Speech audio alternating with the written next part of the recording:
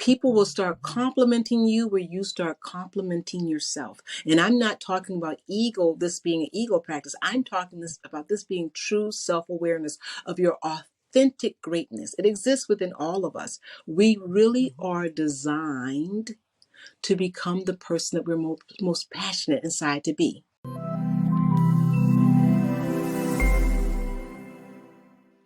Welcome back to another exciting episode of Enthusiastically Spiritual. I'm your host, Teresa. So listeners, if you need some inspiration, if you need to gather some peace in your life, my guest today is going to help you with that. Her name is Dr. Dravon James. Welcome, Dr. Dravon James. Thank you. I'm so glad that you had me on your show. I'm super excited to be here. I am super excited you're here too. And I would love for you to share with the listeners a little bit about who you are, your journey to where you've come to right now, and what do you do in the world? Oh, wonderful. Thank you for allowing me to share. So as you mentioned, I'm Dr. Dravon James. I think I am affectionately known as the everyday peace lady. That's the philosophy that I put forth in the world. And when you hear the word peace, you may think of a Zen-like lifestyle. I would love it to mean that. But I use the word peace and I define it, not my definition, but I use the definition of peace as wholeness, completeness, nothing missing, nothing broken, totality. So everyday peace is the philosophy that I put forth through my Next Step Leadership Academy for Women, where I teach leadership skills, but I'm also a life coach. And I love helping people figure out their path to their next level of greatness using, get this, everything that has shown up in their life, the good, the bad, and everything in between. Oh, I love that because it's all everything, right? Like it's not just the good, it's Right. everything. So that's what I mean by peace, right? Is that everything, the whole enchilada, if you will, which is a term they used to use when I was growing up.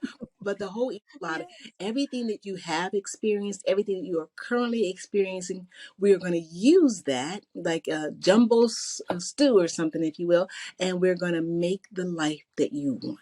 I'm going to show you how to create that. So that is my specialty as a transformation leadership coach. Oh, and as you're talking about that, all I saw was a cauldron full of beautiful herbs and spices that you're mixing in together to help them, and each person's different. So I love that so I much. like that vision. Oh my God. I like So, Dravon, what inspired you to go down this path? Was there like a life event that happened that you're like, I need to shift things? Well, I've always wanted to help people. That's my path. So I thought I was going to go to medical school. I ended up going to pharmacy school and get my doctorate degree in pharmacy. But it was actually the year I graduated from high school, that summer before I left for college. My brother gave me a book called The Power of Positive Thinking by Norman Vincent Peale. Everybody knows that little bitty book. And who would have known? Here I am, a 17-year-old kid. I read that book, and the impact that it had on me was that I knew that I wanted to do for others what Norman Vincent Peale did for me, was to show me that whatever I desired, I could create. And that I could create it with the things that I currently have. Now that was amazing to me. My mom had always taught us, spirituality, religion, and I knew being a preacher or being a teacher, but I never knew anything about being a motivational speaker or anything of that nature. So I didn't have that mindset in me, but I knew I wanted to do that. And so I started studying everything that I could that resonated with me as what I now call peace, right? And I got to tell you a funny story. When I was 17 years old, what I thought I was going to do was figure out how to never have a problem in my life. Ha ha ha, right? So, what I tell people is I never figured that out, but what I figured out what to do with all those problems and how to turn them into something miraculous and create the life that I want. And as you're speaking about your path, it's interesting because you said how you didn't have the mindset of being a coach, but I'll tell you what you have the energy, like your enthusiasm and your passion for what you're doing. It's just coming out of you. I can feel it over here. I can feel it in Iowa and you're over in Baltimore. So Well, thank you. And I tell people that, who knew all those years ago, if you would have said to me a motivational speaker, I'd never heard of that. Right. So I went on and pursued the path, but I knew pursue the path of becoming a doctor of pharmacy, which I did. But I started in my lectures, because I lectured and I taught at healthcare facilities. At the end of my talks about healthcare issues and pharmaceutical issues, I would always infuse a little bit about everyday peace. And that's how I started doing it, speaking and coaching on it. Because people said, just come and talk about that. Just come and talk, because it really was inspiring people. And every time I talked about it, I was inspiring myself. I was creating more belief in myself. And I'm happy to say that I've been able to help people over stumbling blocks in their life to turn things into stepping stones. Yeah, so let's talk a little bit about that, because the word peace. So I know there's a lot of people that it's hard to get that in their life. It's hard to actually go, I am peaceful. And then we have these stumbling blocks, which, are to me are just like, little roadblocks in the way along our path. So how do you assist people with gathering what they have inside of them and moving past and really turning those into stepping Oh my stones? God. So perception is everything, right? How we frame everything is so very important. And it sounds easy because we're all comfortable and cozy having this conversation. But in our dark spaces, when no one's around and the lights are out and we're lying in bed and we're tossing and turning and replaying that day, there are techniques, and I'll talk to those in just a moment. But I would say this: the number one thing is to reframe how we define peace. Yes, I would love it to be just lying in the lilies, in a field of lilies, right? I would love that. But know that it Mhm. is totality. So whatever is going on right now, whether you're lying in a field of lilies or whether you feel like you're in a storm, you're going to be able to use that. So get jazzed and excited about that, because that's going to be part of the stepping stones to get you where you want to go. So a couple of things that I tell people to do in order to be able to get to where you want to go, reframing your mindset, is to be intentional with your time, and 2 times of your day, especially when you wake up and when you go to bed. Those are very, very powerful parts of your day. How to book in your day is what I call it, right? So you start your day with gratitude, always intentional gratitude, right? And I use, well, I don't want to bring junk over, but I have. No, it's not junk. So in the morning, first thing in the morning, I do a little index card. It's a post, just an index card. I'll show it to you. Yeah, please Just do. an index card, and you'll see it's got something on the side, got something on the side. So the back side of that card, I write down yesterday. 3 things that I'm grateful for that happened yesterday, right? They could be really small things, because just like you, I've had a full life. And sometimes I look at yesterday and I'm like, right? Right? I Right.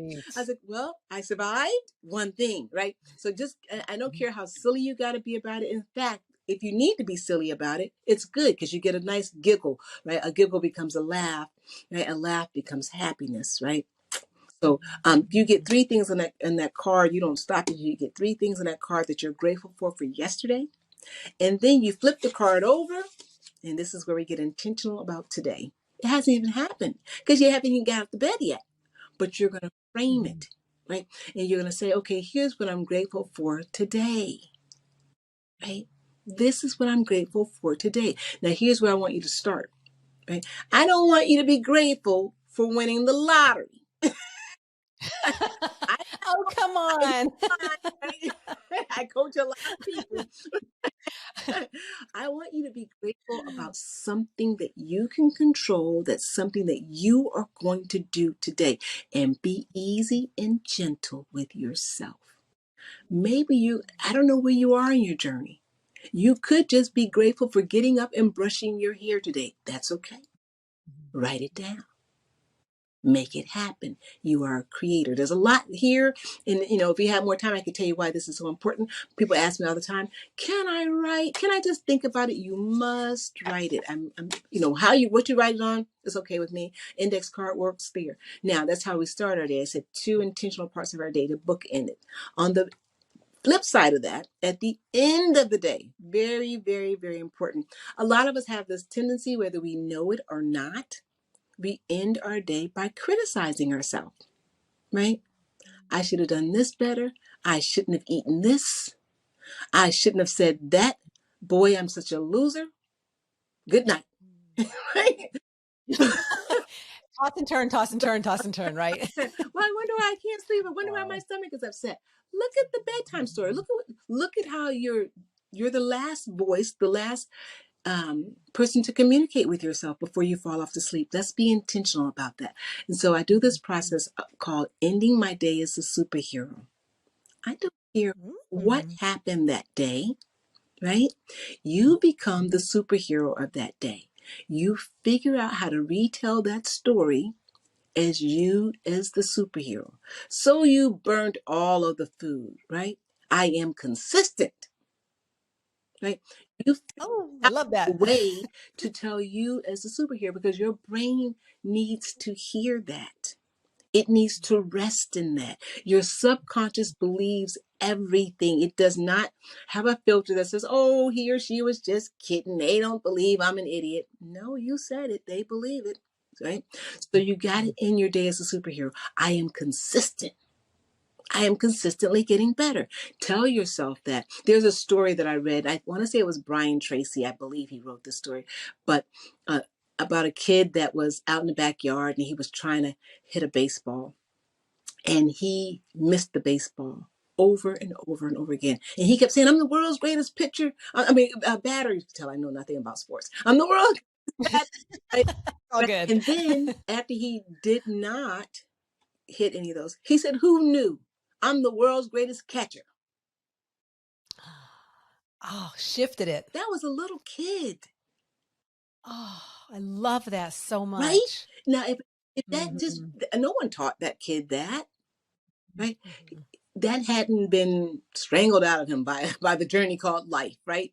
So I want to Mhm. go back to that and teach our adult audience and our adult listeners how to be that childlike believer again in ourselves. We are tremendous. We really have a track record of success. I know that because everything that has come against you has failed, or you wouldn't be listening to this podcast right now. You have survived it all. So you are 100% successful, right? Tell yourself that story every day, so you change your perception of you. That's how you become. That's how you change a stumbling block into a stepping stone. Oh, that is wonderful. What I love about that too is the practicality of what you mentioned of, writing in the morning and in the afternoon. Like it's Mhm. doable. And it's, It's not like you have to, yeah, it's so doable, yeah, yeah, yeah.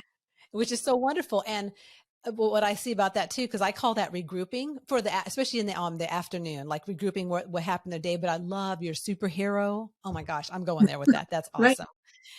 And that to me also would help someone really start changing that mindset, like what you talk about, and the fact that, like we are so hard on ourselves. We're the hardest on ourselves.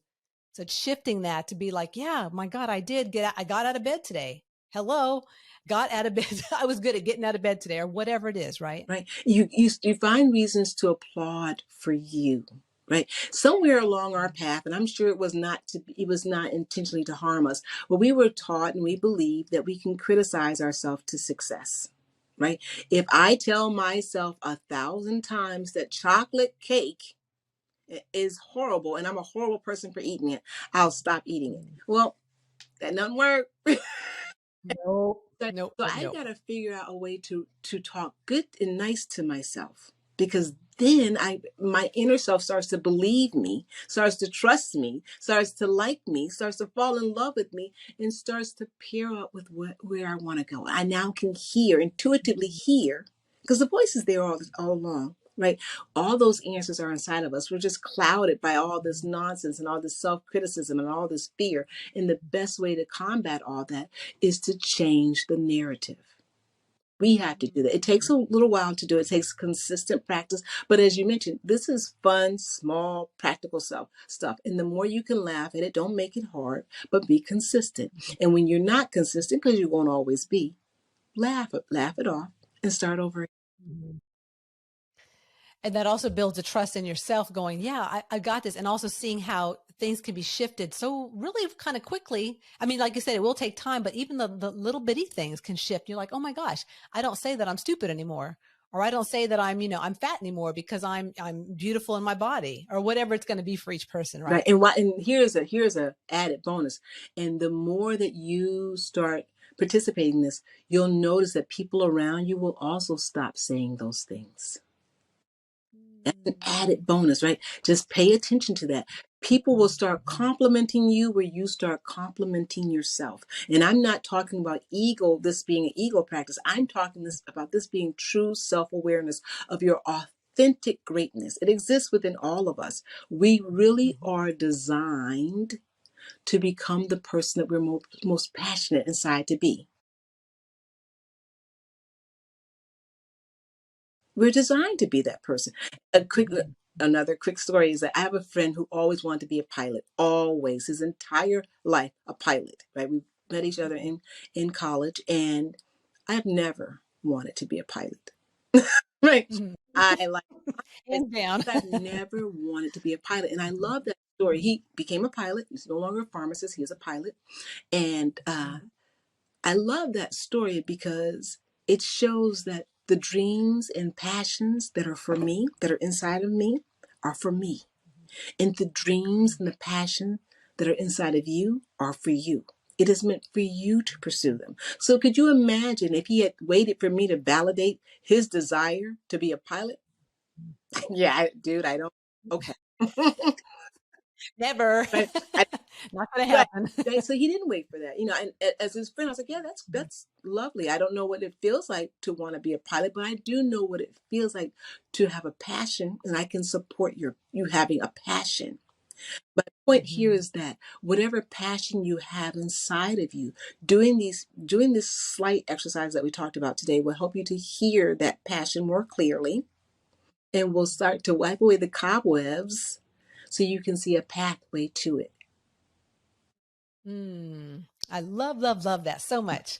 And so let's talk a little bit about your leadership academy and how that rolls, because that sounds pretty exciting Yeah, I too. love the Leadership Academy because first, when people first come to me, and I get all kinds of people, I do have CEOs and I have moms and grandmoms, right? Because Mhm. when I talk about being a leader, first and foremost, right, is being a leader of one, the most important person on your planet, you, Mhm.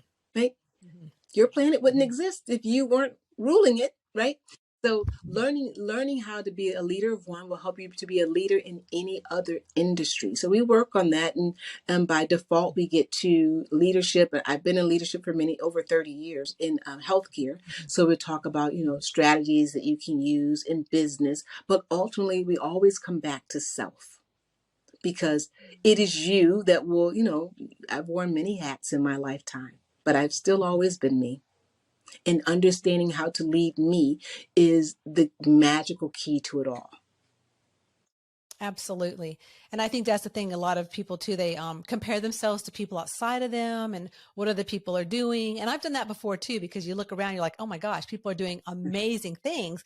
But, they might be a little in a different, they're obviously in a different place than I am. And the listeners, it's like, not comparing yourself to anyone else's journey and just knowing that I've got this and what I need to be doing for myself and my journey. That's what I hear you saying. Absolutely, absolutely. And there Mhm. is that tendency, right, to look to the left and look to the right and then say, oh my goodness, I'm not doing well, right? But when you look to the left and you look to the right, start just applauding loudly. Like, oh my goodness, you're doing great. As though you were receiving those, whatever it is, yourself, right? So start applauding loudly.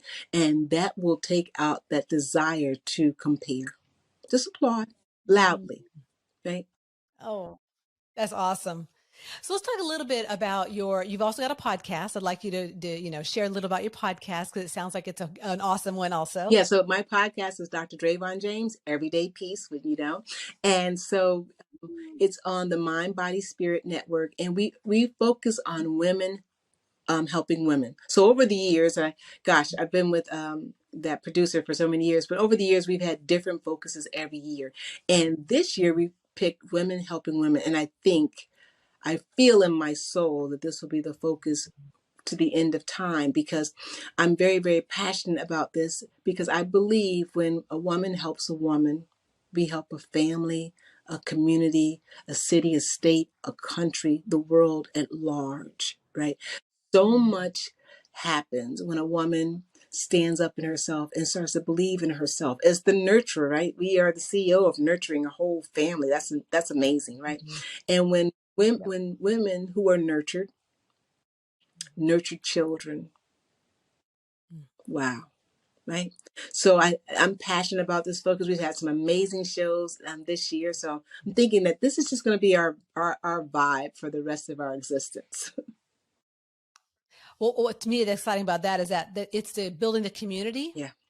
And that is where we're at, especially with we just came through with COVID and the last couple of years. It's like now it's all about community, it's about relationships, it's about really those connections. So going in and understanding yourself. So I love what you're doing. So I'm so excited. I want to thank you so much, Dravon, for coming on today and sharing. It's been so much fun. You're such an Oh, inspiration. thank you. Thank you for having me. I've had a great time.